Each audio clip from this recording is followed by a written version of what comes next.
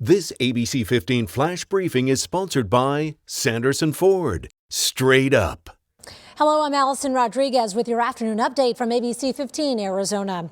Well, this morning, the Arizona Department of Health Services reporting more than 1,100 new cases of coronavirus. The state's total cases now topping the 821,000 mark. And sadly, 96 more Arizonans have died from the virus.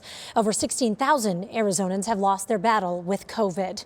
Today, the first vaccine appointments will begin for Arizonans 55 and older. The state health department opening up 50,000 appointments earlier this week at two of its state-run vaccine sites, State Farm Stadium and Phoenix Municipal Stadium. These were all booked within 2 hours Tuesday. A measure passed through the Arizona House of Representatives would allow businesses to ignore mask mandates. Currently, we don't have a statewide mandate, but most cities and counties have implemented one. The proposal passed on a 31-28 vote and now goes to the Senate for consideration. Arizona among the states easing restrictions when it comes to schools. Governor Doug Ducey announcing an executive order requiring schools to offer in-person learning by March 15th. All schools must also offer remote learning for families.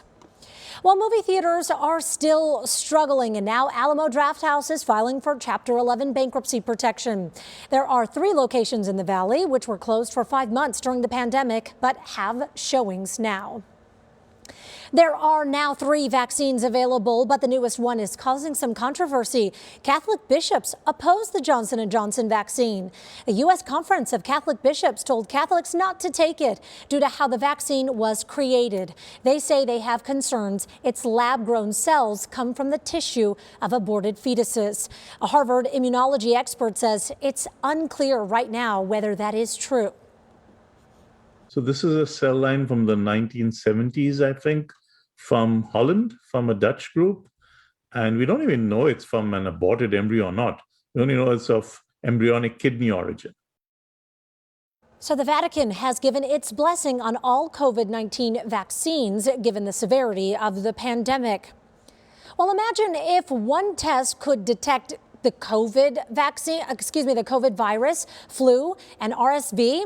It's possible, and researchers in Minnesota are working on it right now. As you probably know by now, all of the symptoms for those viruses are pretty similar.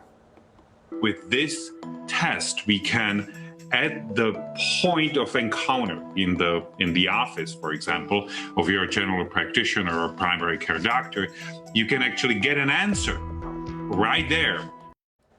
The researchers are working on regulation. The test will work for all age groups and will help your doctor figure out what you have so they know what medicine you need.